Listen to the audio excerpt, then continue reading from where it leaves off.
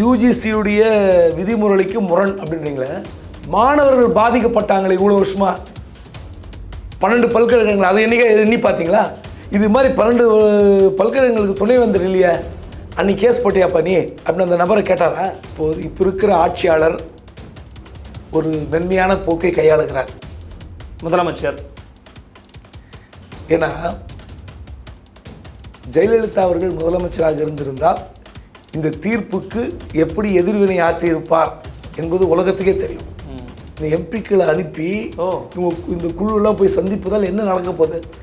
இப்போ நான் ஒரு உதாரணம் சொல்கிறேன். கனிமொழி அம்மையாக போயிருக்காங்க. ஆமாம், திமுக எம்பி கனிமொழி போயிருக்காங்களே, யாரை பார்த்தாங்க? புட்டின்னு பார்த்தாங்களா?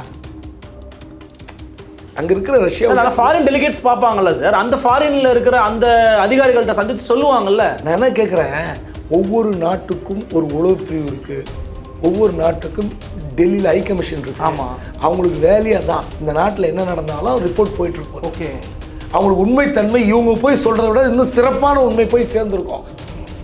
அப்படி இருக்கும்போது இந்த மாதிரி குழு அனுப்பி தண்ட செலவு பண்ணி அமலாக்கத்துறைக்கு அடி, திமுகவுக்கு வெற்றி அப்படின்னா இந்த ரத்தீஷும் ஆகாஷும் ஏன் தப்பிச்சு ஓடுறாங்க? இடி சார்பாக கேவியேட் போடல. கேவியேட் போட்டிருந்தாங்கன்னா உச்சநீதிமன்றத்தினுடைய முதல் பெஞ்சு இப்படிப்பட்ட தீர்ப்பு கொடுத்துருக்குமான்னு தெரியாது. எஸ்என்ஜே மேனேஜர் மேகநாதன் பத்திரிகை வருது. ஆமாம், அதே பத்திரிகையில் முன்னணி பத்திரிகையில் மின்வாரிய மேலாளர் மேகநாதன் வருது. எது உண்மை?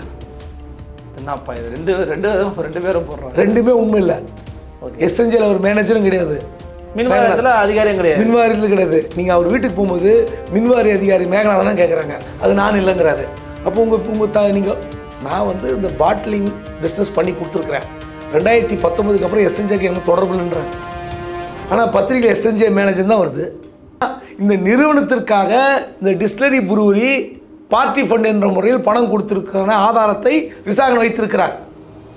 அவர் விசாகன் ரத்தீஷ் கொடுத்த சேட்டு மட்டும் இல்லை, ஒவ்வொரு நிறுவனமும் பார்ட்டி ஃபண்டு வைத்திருந்த அந்த நகலை வைத்திருக்கார். அது எதுவும் சார் விசாகன் வச்சிருக்கிறாரு?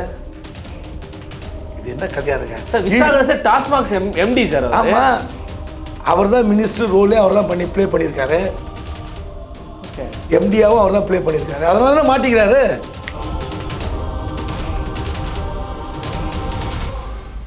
நிம்மதி ப்ராப்பர்ட்டி மேனேஜ்மெண்ட். கான்டாக்ட் 7667008999. அன்னை பர்னிச்சர்ஸ். அன்னை திருமண சீர்வரிசை பொருட்கள், டிவி, ஃபிரிட்ஜ், வாஷிங் மிஷின் உள்ளிட்ட 200க்கும் மேற்பட்ட பொருட்கள் அடங்கிய திருமண சீர்வரிசை ரூபாய் 99,000 மட்டுமே. தமிழகம் முழுவதும் இலவச டோர் டெலிவரி. தொடர்புக்கு 7550014440 9345044044.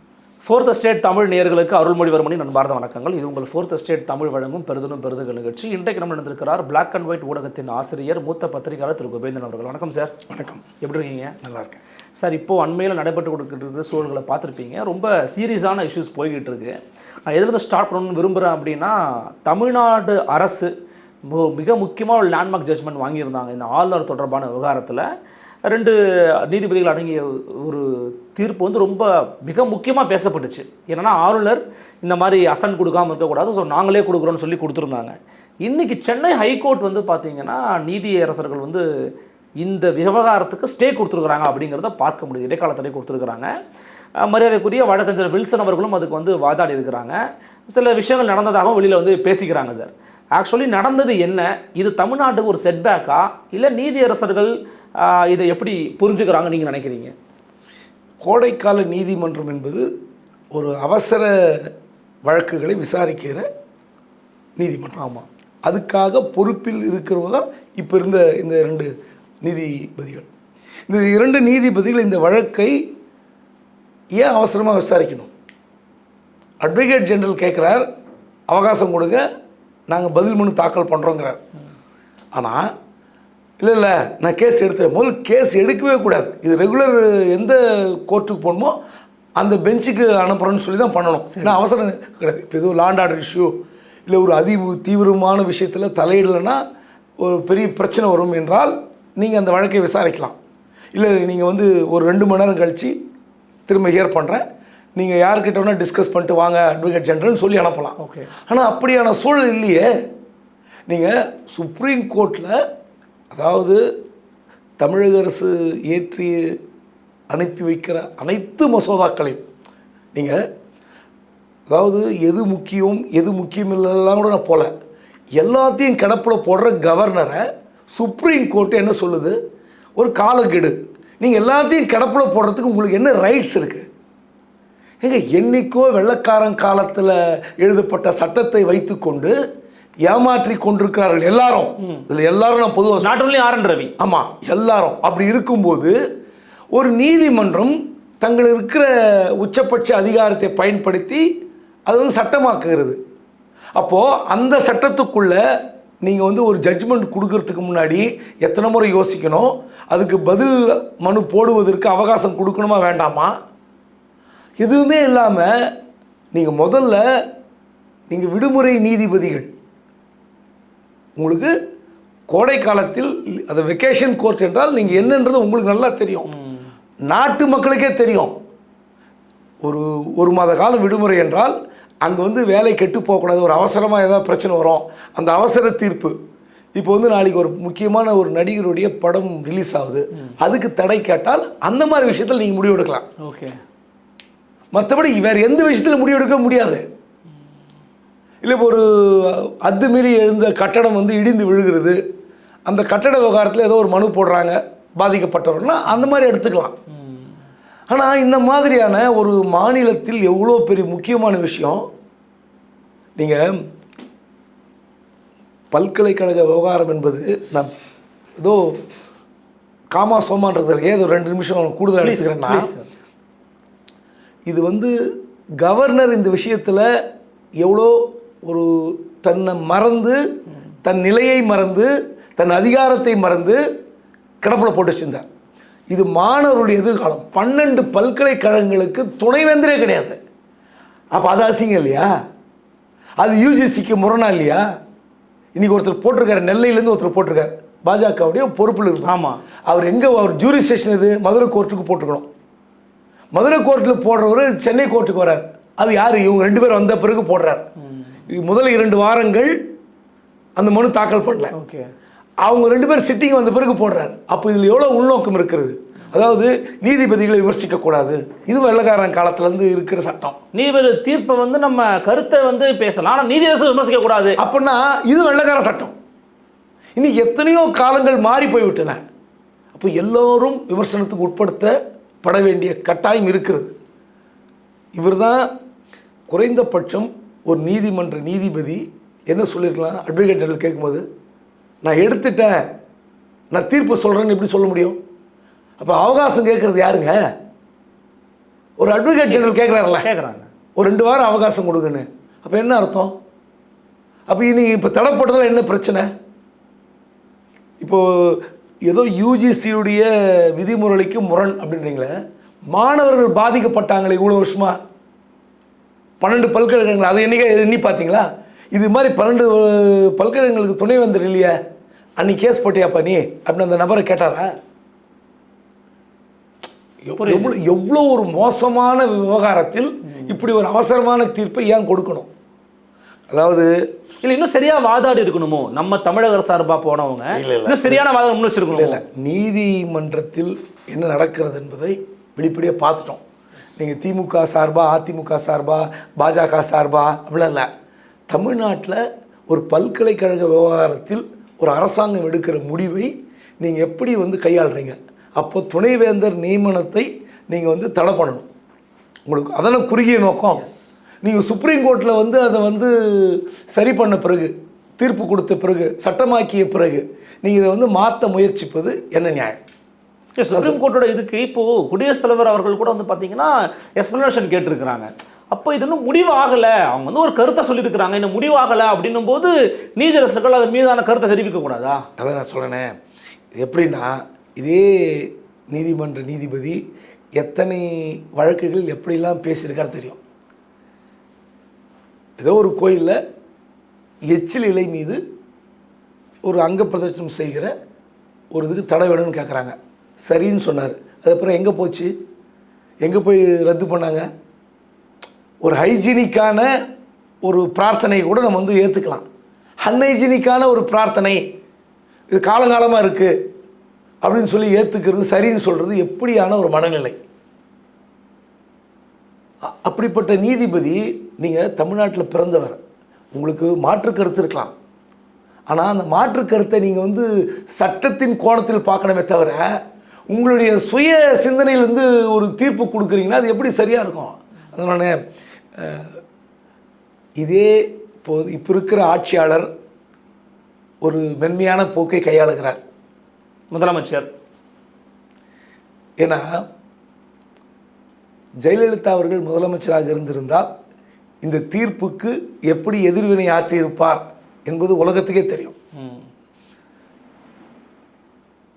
கலைஞர் ஒருவேளை முதலமைச்சராக இருந்தால் குறைந்தபட்சம் இந்த தீர்ப்புக்கு தமிழ்நாடு முழுவதும் ஒரு மனித சங்கிலி போராட்டம், எல்லா கட்சியும், இவர் சொல்லியிருக்க மாட்டார், இவர் பின்னணியில் இவர் சொல்லாமல் நடந்திருக்கும். ஆனால் முதலமைச்சர் வேண்டான்னு அறிக்கை விடுவார். ஓகே, இப்படிலாம் செய்யக்கூடாது, நீதிமான்களை நாம் மதிக்க வேண்டும் அப்படின்னு சொல்லுவார். ஆனால் அதை மீறி நடக்கும். இது தமிழ்நாடு மக்கள்கிட்ட வேறு மாதிரி கொண்டு போய் சேர்த்துருப்பாங்க.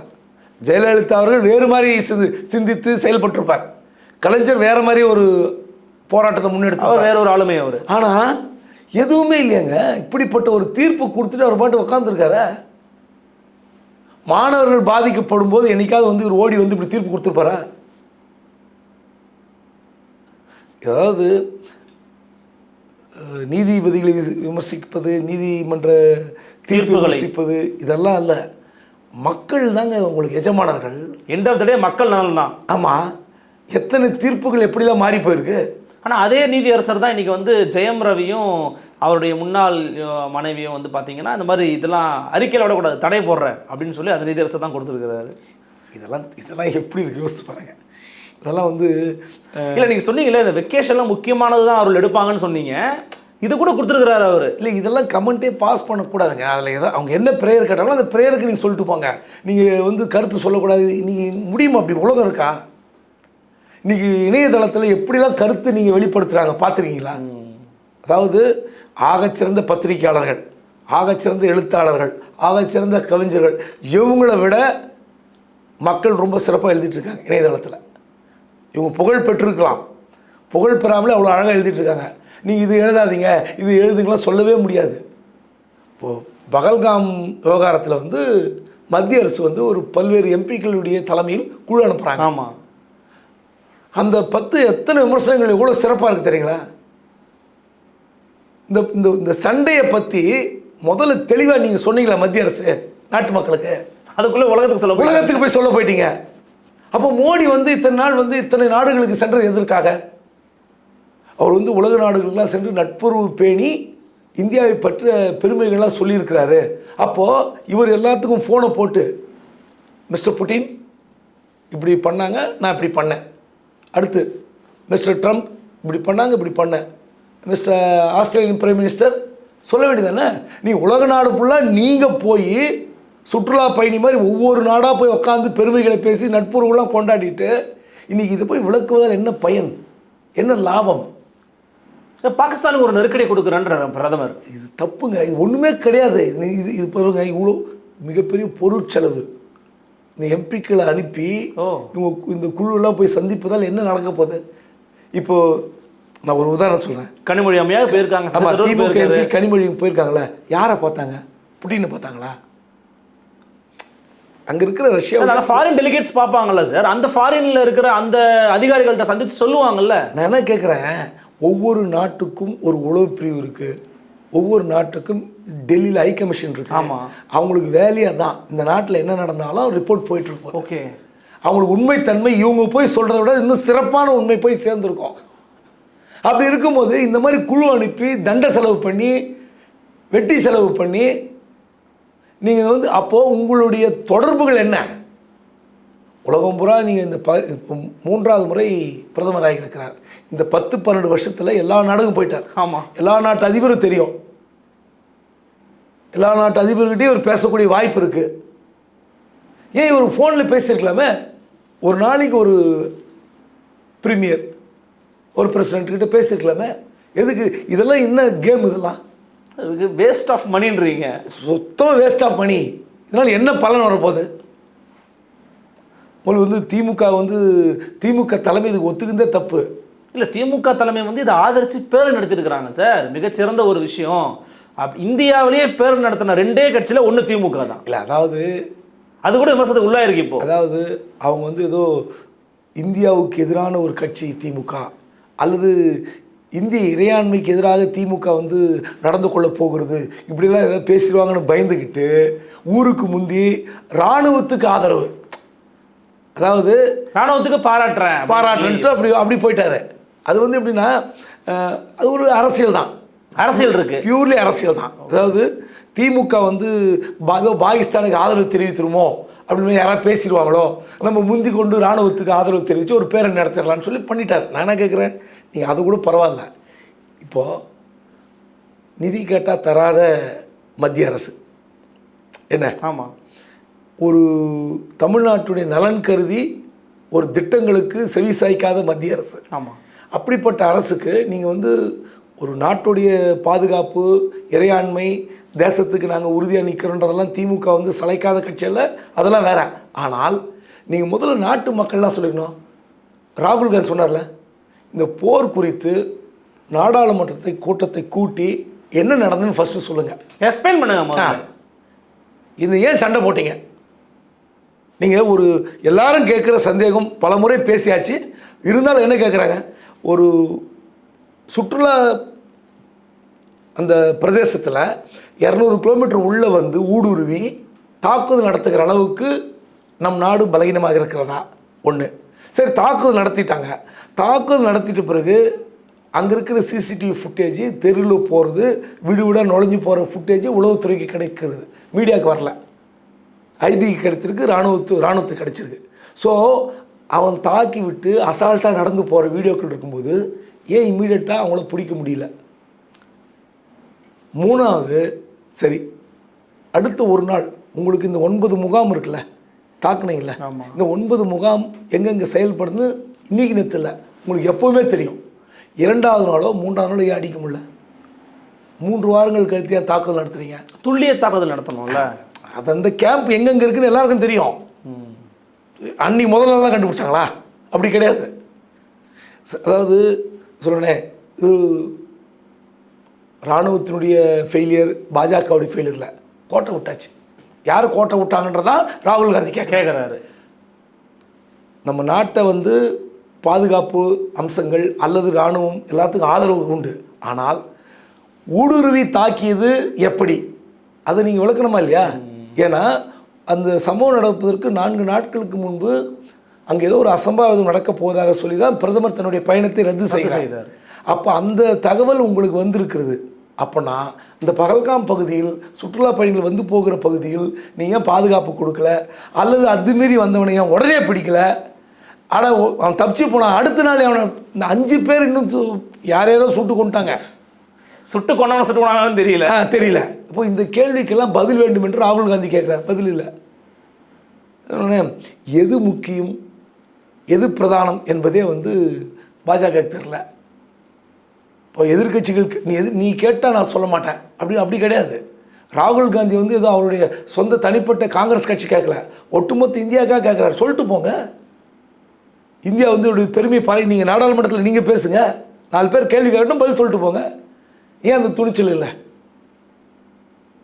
குறிப்பாக நீங்கள் வந்து இப்போ நீதிமன்றங்கள் பற்றி பேசும்போது இந்தியாவின் நடவடிக்கை குறித்தும் பேசிட்டீங்க. இன்னொரு மிக முக்கியமான ஒரு விஷயம் நடந்தது உச்சநீதிமன்றத்தில். இப்போ நம்ம பார்த்துருந்தோம், அமலாக்கத்துறை வந்து ரொம்ப எல்லை மீறுறாங்க, வரம்பு மீறி செயல்படுறீங்க, இந்த மாதிரிலாம் பண்ணக்கூடாது, டாஸ்மாகை நீங்கள் விசாரிக்க இடைக்கால தடை அப்படின்னு போட்டாங்க.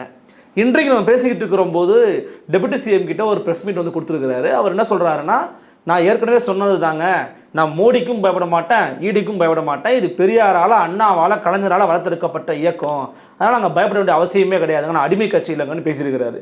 கிட்டத்தட்ட இது திமுகவுக்கும் கிடைத்த ஒரு வெற்றியாக பார்க்க வேண்டுமா, அமலாக்கத்துறைக்கு கிடைத்த அடியாக பார்க்கணுமா?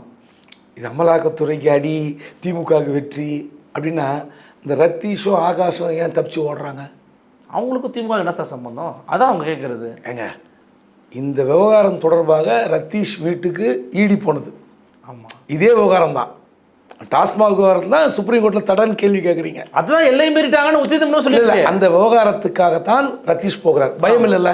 பயம் இல்லை. ரத்தீஷ் நேராக வர வேண்டியதானே? எதுக்கு வெளிநாட்டுக்கு ஓடணும்? அதான் சார் திமுகவுக்கு பயங்கன்னு சொல்கிறார் சார் டெபுட்டி சிஎம். நான் ரத்தீஷுக்கும் டிஎம்கேக்கு என்ன சார் சம்பந்தம்? ரத்தீஷுக்கும் திமுகவுக்கு சம்மந்தம் இருக்கா இல்லையான்றது சரி. இப்போ நீங்கள் அமலாக்கத்துறைக்கு வந்து தடை போட்டாச்சு.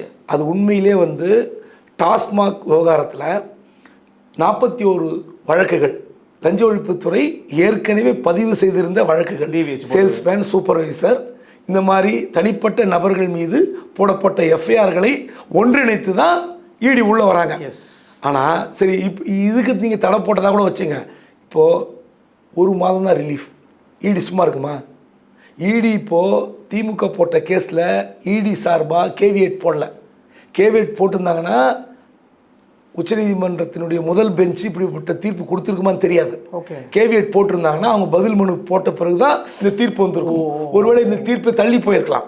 கேவியேட் போடல. பட் ஆனால் கவாய் எங்க ஜஸ்டிஸ் கவாய் கேட்குறாருல, அப்போ வந்து தெரிய ப்ராப்பர் ரெஸ்பான்ஸ் வரல இடி கிட்ட இருந்து. இல்லை கேவியேட் போட்டிருந்தாங்கன்னா பதில் மனு தாக்கல் செய்வதற்கு எங்களுக்கு வந்து 2 வாரம் 3 வாரம் தேவைன்னா அப்போ டைம் கொடுத்துருப்பாங்க. ஆனால் அமலாக்கத்துறை அத்துமீறுவது இன்னைக்கு நேத்தா காலங்காமல் நடந்துக்கிட்டு இருக்கு. ஆத்தூரில் 50 ரூபா கூட பேங்க் அக்கௌண்ட் இல்லாதவங்களுக்கு என்ன பண்ணீங்க? இடி போலியா? விவசாயி மேலே போச்சு. இன்னொரு செய்தி சொல்கிறேன். நீங்கள் பல இடத்துல இப்போ இடி ரைடு போதில்ல, தவறாக தான் போடுறாங்க. யார் இல்லைன்னா ப்ரெடிகேட் அஃபென்ஸே இல்லை. ப்ரெடிகேட் அஃபென்ஸ் இல்லை, தப்பான நபரை வீட்டு கதவு தட்டுகிறார்கள்.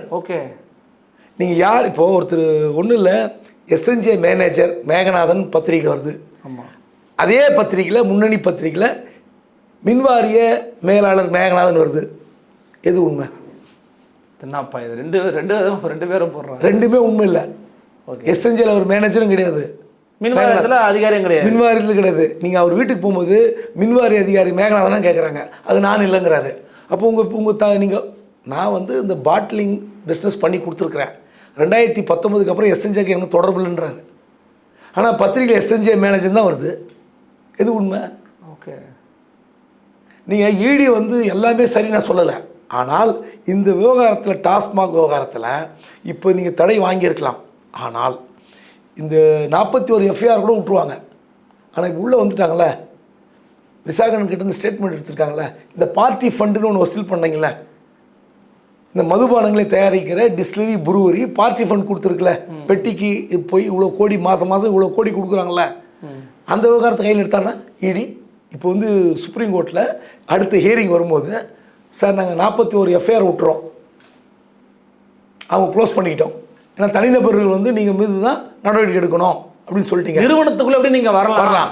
ஆனால் இந்த நிறுவனத்திற்காக இந்த டிஸ்டிலரி புருவரி பார்ட்டி ஃபண்ட் என்ற முறையில் பணம் கொடுத்துருக்கான ஆதாரத்தை விசாகன் வைத்திருக்கிறார். அவர் விசாகன் வந்து ரத்தீஷ் கொடுத்த சேட்டு மட்டும் இல்லை, ஒவ்வொரு நிறுவனமும் பார்ட்டி ஃபண்டு வைத்திருந்த அந்த நகலை வைத்திருக்கார். அது எதுவும் சார் விசாகன் வச்சிருக்கிறாரு? இது என்ன கதையா இருக்க? Visakan sir TASMAC MD sir. ஆமாம், அவர் தான் மினிஸ்டர் ரோலே அவர் தான் ப்ளே பண்ணியிருக்காரு. எம்டியாவும் அவர் தான் ப்ளே பண்ணியிருக்காரு. அதனால தான் மாட்டிக்கிறாரு. நாங்கள் ஒன்றுமே இல்லை எங்ககிட்ட. நீ சொல்லலாம் இடிக்க பயப்பட மாட்டோம், மோடிக்க பயப்பட மாட்டோம், உதயநிதி சொல்லலாம். ஆனால் பாஜக விட்டுருமா? இல்லை விட்டுருமா? இல்லை, டெல்லியில் மதுபான கொள்கையை தளர்த்தியதுக்காக என்னெல்லாம் பண்ணாங்க. சரி, இப்போ ஒன்று ஆந்திராவில் ஒய்எஸ்ஆர் கவர்மெண்ட்டில் 3000 கோடி டாஸ்மாக் ஊழல்னு சொல்லி சந்திரபாபு நாயுடு போட்டிருக்காருல, அது 2 ஐஏஎஸ், ஒரு சீனியர் ஐஏஎஸ் ஆஃபீஸர், ஒரு ஓஎஸ்டி அரெஸ்ட் ஆயிருக்காங்கல்ல. இப்போ அந்த மாதிரி அதே மாதிரி ஜார்க்கண்டில் நடக்குது. எல்லா ஸ்டேட்லேயும் மதுவை குறி வைக்கிறாங்க. மதுபான விவகாரத்தில், இந்த பார்ட்டி ஃபண்ட் விவகாரத்தில் இடி குறி வைக்கிறார்கள். இப்போது உச்சநீதிமன்ற முதல் பெஞ்ச் இப்படி தீர்ப்பு கொடுத்த பிறகு இப்போ அடுத்து இடி ஃபைல் பண்ணுவாங்கள்ல, 1 மாதம் ரிலீஃப், திரும்ப வெக்கேஷன் முடிந்த பிறகு ஃபைல் பண்ணும்போது என்ன ஃபைல் பண்ணுறாங்க அப்போ பேசுவோம். நீங்கள் வந்து இந்த வழக்கில் ரத்தீஷுக்கு தொடர்பு இருக்கா, விசாகனுக்கு தொடர்பு இருக்கா என்னன்றது பேசுவோம். ஒரு நிறுவனங்கள் பார்ட்டி ஃபண்டு எப்படி கொடுத்தது எல்லாம் வச்சுருப்பாங்கள்ல, இந்த கேஷ் கன்வர்ஷன் எப்படி பண்ணாங்க, அதனால தான் இந்த பாட்டிலிங் கம்பெனி மாட்டுது. ஏன்னா இப்போது நான் பியர் பிராந்தி விஸ்கி தயாரிக்கிற நிறுவனம் நடத்துகிறேன். நான் டாஸ்மாக்கு உங்களுக்கு அனுப்புகிறேன். எனக்கு பணத்தை நீங்கள் விற்று ஒயிட்டில் தான் கொடுக்குறீங்க, எல்லாமே ஒயிட்டு. ஆனால் பார்ட்டி ஃபண்ட் எப்படி கொடுக்குறாங்க? இதுதானே பிரச்சனையே. இந்த பார்ட்டி ஃபண்ட் கலாச்சாரத்தை அதிமுக ஆட்சி காலத்தில் நடக்குது, இல்லைன்னு சொல்ல. மாறி மாறி 2 அதிமுக திமுக சம்பாதிக்கிறாங்க. ஆனால் ஏன் திமுகவில் வந்து இப்போ அதிமுகவில் பண்ணும்போது பாஜக ஆட்சி இருந்ததில்ல, ஏன் கை வைக்கல? Alliance partner sir. அப்போது நீங்கள் என்ன பண்ணியிருக்கணும்? கொஞ்சம் உஷாராக இருந்திருக்கணும், சரியாக இருந்திருக்கணும். பண்ணியிருக்க தேவையில்லைங்க. போன பட்டியில் சொன்னீங்க நீங்கள் அடுத்த 10 மாதம் ஒழுங்காக இருந்தீங்கன்னா பிரச்சனை இல்லை அப்படின்னீங்க. என்ன சொல்கிறேன், உங்களுக்கு எப்படி இருந்தாலும் டார்கெட் பண்ண போகிறாங்க. ஈடி வரணுமா வரக்கூடாதுன்ற முடிவு பண்ணுறது யார்? நம்ம தான். நீங்கள் தான். திமுக தான். திமுக தான். அப்புறம் உங்களை வந்து அடுத்த 2026 ஜனவரி வரைக்கும் பாஜக என்னென்ன அஸ்திரங்களை ஏவ போகுது, என்ன பண்ண போகுது? இப்போ இந்த 1 மாதங்க கோடைக்கால விடுமுறை முடித்து ஈடி வந்து என்ன பதில் மனு தாக்கல் செய்கிறான். அப்போ இதே ஃபஸ்ட் பெஞ்சுக்கிட்ட போகும்ல, அப்போ என்னெல்லாம் வரப்போகுது கிளாரிஃபிகேஷனு, அப்போ பார்ப்போம். அப்போ இது வந்து ஒரு வெற்றின்னு எடுத்துக்க முடியாதா திமுகவுக்கு? இந்த ஒப்பீனியன் வந்து நீங்கள் ஒரு பாசிட்டிவாக எடுத்துக்கல டிஎம்கேக்கு? இல்லை ஏங்க, அமலாக்கத்துறை அத்துமீறுவது என்பது காலங்காலமாக நடக்குது. பல நீதிமன்றங்களில் குட்டு வாங்கியிருக்கிறது. நான் அதெல்லாம் மறுக்கவே இல்லை. ஈடு என்ன பதில் தாக்கல் பண்ண சொல்ல போகிறான்? விசாகன் கிட்டேருந்து கைப்பற்றப்பட்ட அந்த ஆவணங்கள் வெறும் வந்து இந்த 41 வழக்கு இல்லை, 10 ரூபா கூடுதலாக விற்றாங்க, 50 ரூபா கூடுதலாக விற்றாங்கன்ற வழக்கு இல்லை. அப்புறம் வந்து எக்ஸஸ் கேஷ் இருந்தது கடையில், அதுக்காக வழக்கு போட்டாங்க. அது மட்டும் இல்லை, அதெல்லாம் கூட தூரத்துக்கு போட்டுருவாங்க. இந்த பார்ட்டி ஃபண்டை வாங்கி யார் ஹேண்டில் பண்ணுது? விசாகன் இதுக்கு அந்த ரோல். ஓகே, அமைச்சரோட ரோல் அவர் ஏன் ப்ளே பண்ணுறாரு? அவர்கிட்டருந்து அந்த பையிலிருந்து எடுத்த டாக்குமெண்ட்டு தான் அன்றைக்கி அவர் வீட்டு வாசலில் இருந்தது. ஓகே, ஏற்கனவே எடுத்துட்டாங்க ஈடி. மொபைல்லேருந்து கிராக் டவுன் பண்ணி எடுத்திருப்பாங்க. ஸோ அப்போ அவர் கம்பெனிக்கிட்ட அவர் வந்து என்னென்னா அந்த மொபைலில் ஏன் வச்சுருந்தார் அந்த சேட்டை, இல்லை டிசப்பிரிங் மெசேஜ், அதன் பிறகு அதுக்கு ஏதாவது ஒரு அவருக்கு பிற்காலத்தில் தேவைப்படும் சொல்லி பிரிண்ட் அவுட் எடுத்து வச்சுருக்காருன்னா இவ்வளோ பெரிய கொடுமையான விஷயம். ஒரு ஐஏஎஸ் ஆஃபீஸர் இவ்வளோ பெரிய ஆவணத்தை டெய்லி பையில் தூக்கிட்டு திரிஞ்சிருக்கார். இந்த வழக்கு எப்படி போய் முடியும்லாம் வந்து நீங்கள் முடிவு பண்ண முடியாது. இது வெற்றி, எங்களுக்கு கிடைத்த வெற்றின்னு கொண்டாடவே முடியாது.